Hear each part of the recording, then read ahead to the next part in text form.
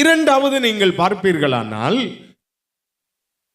11வது வசனத்தினுடைய கடைசி பகுதிக்கு வரும்போது அவர் சொல்லுகிறார், நீ அடையும்படி நாடு என்று சொல்லுகிறார். நீ இவைகளை விட்டு ஓடு என்று சொன்னவர் நீ நாடு என்று சொல்லுகிறார். எதை நாட வேண்டும் என்று ஒரு 6 காரியங்களை அவர் அங்கே பட்டியலிடுகிறார். அந்த பட்டியலிலே நீதியையும் தேவ பக்தியையும் விசுவாசத்தையும் அன்பையும் பொறுமையையும் அடையும்படி நாடு என்று சொல்லுகிறார். நம்முடைய வாழ்க்கையின் சாராம்சத்திலே நீதி, நான் போன முறை உங்களுக்கு சொன்னேன், ஞாபகம் இருக்கான்னு தெரியல, ஒரே நாளில் நீதிமான் ஆகிறோம், சபையிலே பரிசுத்தவானும் ஆகிறோம், பரிசுத்தமாகிறோம். சரியா? ஒரு நாளிலே நீதிமான் ஆகிறோம், சபையிலே பரிசுத்தமாகிறோம். இதனுடைய அடிப்படை சாரம், ஒரு நாளிலே நீதிமான் ஆகிறோம் என்றால் அதனுடைய பொருள் என்ன? கர்த்தராகிய இயேசு கிறிஸ்துவின் இரத்தத்தினால் மீட்கப்பட்டு என் பாவமற கழுவப்பட்ட அனுபவத்தோடு அவருடைய பிள்ளையாய் மாறிவிடுகிறேன். நீதியின் பாதைகளில் நடப்பதற்குரியவனாய் மாற்றம் வருகிறேன். நான் மறுபடி பிறக்கிறேன் என்கிற அனுபவத்தை இந்த நீதிமானின் அனுபவம் நமக்கு கற்றுத்தருகிறது. துரோகியான ஒரு மனிதனாயிருந்த என்னுடைய வாழ்க்கையில் கர்த்தராகிய இயேசு கிறிஸ்துவின் இரத்தத்தினால் வருகின்ற அந்த மீட்பின் நிச்சயம் என்பது என்னை நீதிமான் என்கிற பாதைக்குள் கொண்டு நிறுத்தி விடுகிறது. ஆக இந்த நீதி நமக்கு தேவை. பிரியமானவர்களே, இந்த நீதிமானின் பின்னணியத்தில் நாம நிறைய சிந்திக்கலாம், நான் அதுக்குள்ள போகல. ஆனால் இந்த நீதி உள்ள வாழ்வு நமக்கு இருக்காங்கிறத நான் முதல்ல கேட்ட மாதிரி இப்ப கேட்கிறேன். நீதிமானாக நான் ஓடுகிறதற்கு என்னுடைய வாழ்க்கையில அவரை நாடுகிற நாட்டம் எனக்கு தேவை. நீதியை நான் நாட வேணும். இரண்டாவது அவர் சொல்றார், தேவ பக்தியை நாடணும். கடந்த செய்தியில அதிக ஆழமாய் இந்த தேவ பக்தியை நாம் சிந்தித்தோம். விசுவாசத்தை அடையணும். விசுவாசம், இப்ப நமக்கு இருக்கிற விசுவாசம் என்ன? கர்த்தராகிய இயேசு கிறிஸ்து எனக்காக என் பாவங்களுக்காக இந்த பூமியில வந்து கல்வாரி சிலுவையை ஏற்றுக்கொண்டு கடைசி சொட்டு இரத்தத்தையும் சிந்தி என்னை பாவமற மீட்டு அவர் எனக்கு ஜீவன் கொடுக்கும்படி அவர் ஜீவனை கொடுத்து என்னை சத்தியத்தில் நடத்தும்படி 3ஆம் நாளில் உயிர் தெழுந்து பரிசுத்த ஆவியை எனக்கு கையளித்திருக்கிறார். ஓர் நாளிலே அவர் ராஜாதி ராஜாவாக வருவார். அன்று நான் அவருடைய பிள்ளையாக நிற்கணுங்கிற விசுவாசம் தேவை. அல்லேலூயா. நம்முடைய விசுவாசம் இதுதான்.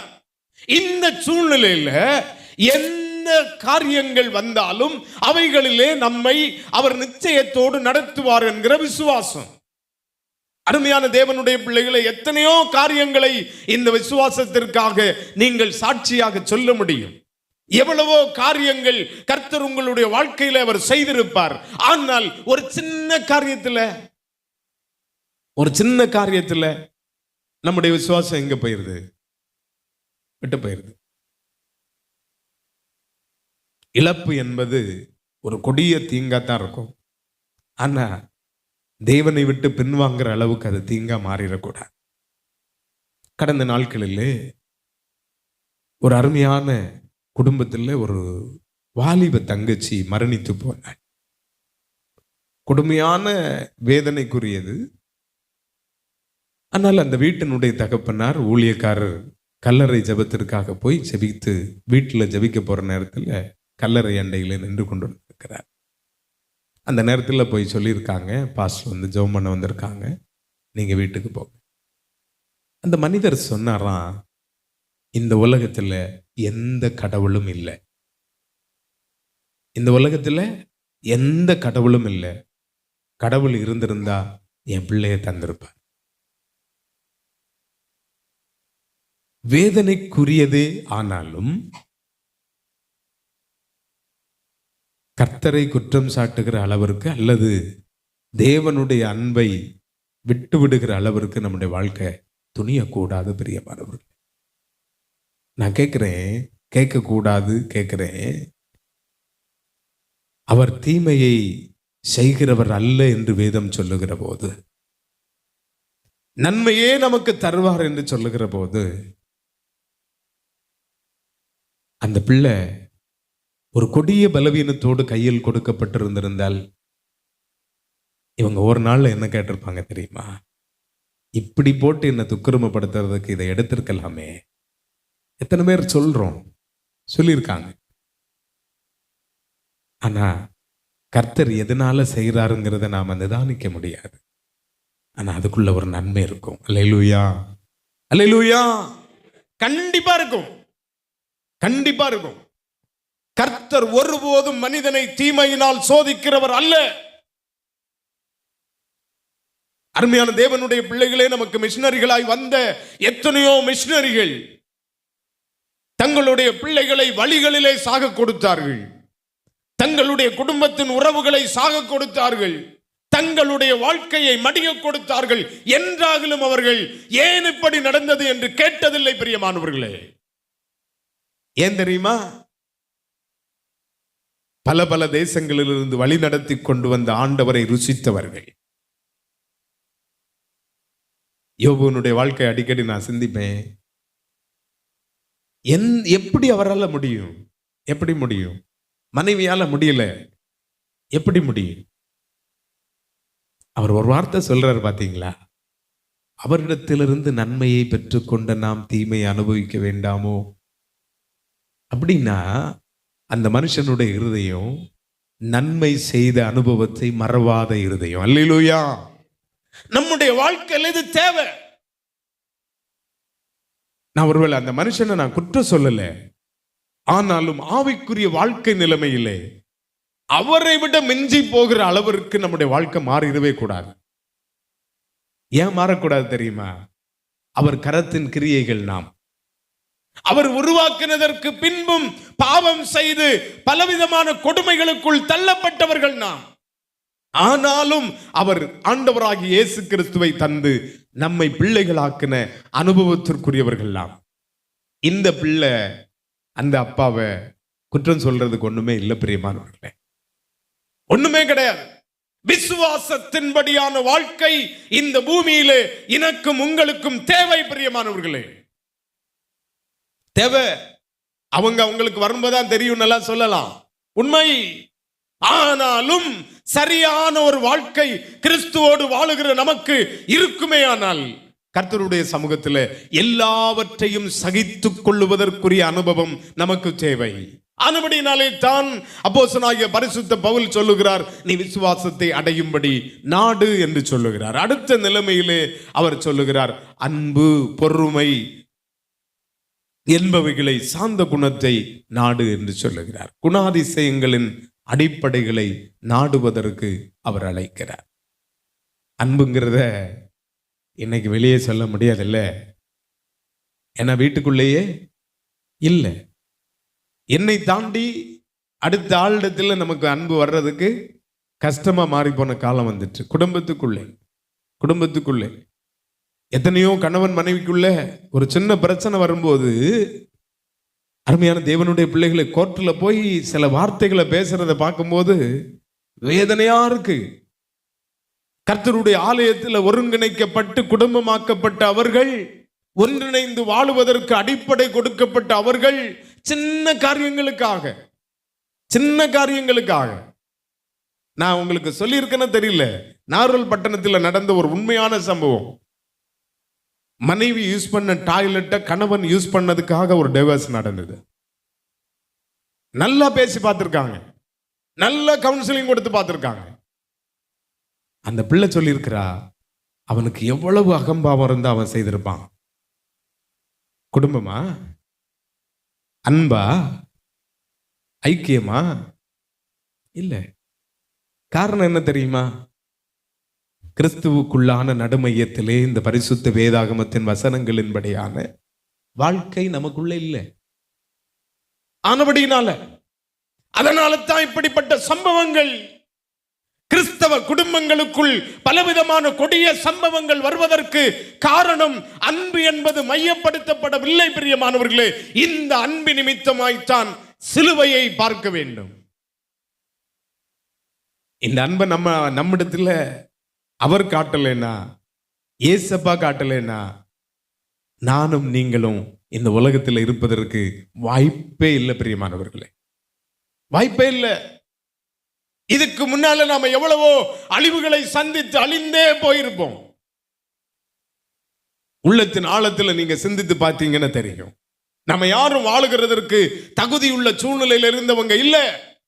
அந்த தகுதியற்ற சூழ்நிலையிலிருந்து அவர் மீட்டு கொண்டு வந்தது தேவனுடைய அன்பு. இந்த அன்பை என் வாழ்க்கையில பிரகடனப்படுத்துகிறதுக்கு எனக்கு வாய்ப்பு இல்லைன்னா, அந்த நாட்டம் என் இருதயத்தில் இல்லைன்னா, சுயத்தின் ரூபமான இந்த உலகத்தின்படியான வாழ்க்கை வாழ்வதற்குரிய அடிப்படையில் என் வாழ்க்கைனா, இந்த உலகத்தில் வாழுகிறதில் அர்த்தமில்லை பிரியமானவர்களே. அவர் அடைந்த ஆக்கினையும் அவர் சிலுவையிலே பட்ட பாடுகளும் அர்த்தமற்றதாகிறது. நம்முடைய வாழ்க்கை பின்னணியத்தில் அன்பை மையப்படுத்துவதற்கு அவர் நம்மை அழைக்கிறார். பொறுமையை மையப்படுத்துவதற்கு அழைக்கிறார். சாந்த குணத்தை மையப்படுத்துவதற்கு அவர் அழைக்கிறார். இவைகளை எல்லாம் நீ நாடி தேடு. உன்னுடைய வாழ்க்கையில் அப்படி ஒரு நாட்டம் இருக்கட்டும். நீங்க நாடி நின்று கர்த்தருடைய சமூகத்தில் நில்லுங்க.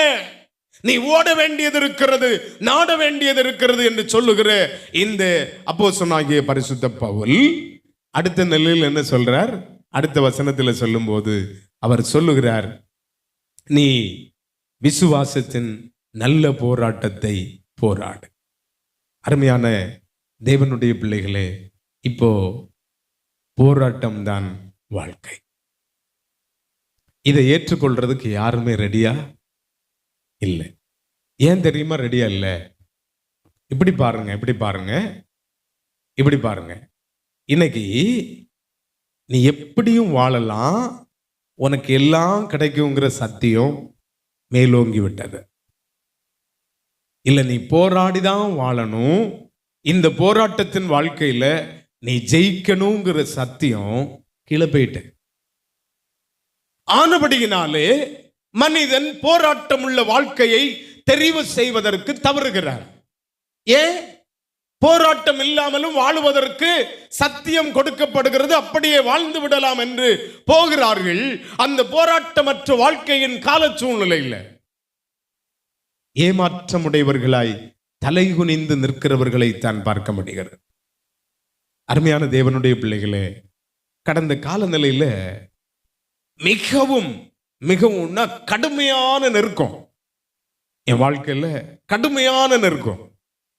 அப்ப மனதுக்குள்ளே பலவிதமான ஓட்டங்கள். நான் இதுல இருந்து மீள்றது எப்படி? அப்ப கர்த்தரிடத்துல சில காரியங்களை கேட்கிறேன். இசப்பா, எப்படி?